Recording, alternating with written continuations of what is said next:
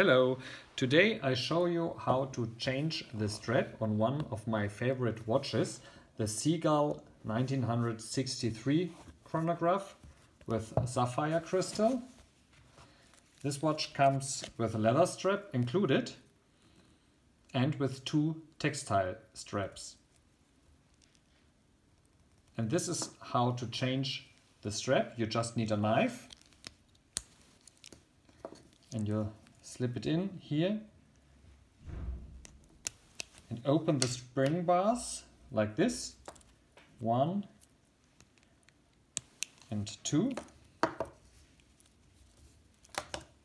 Then you take out the spring bars, and with some exercise it certainly gets more easy. You put them back in the tiny holes, 1 and 2, and there comes a black NATO strap included and also the original olive one, and you put it here through, 1, 2, 3, and so you have it now on the textile strap.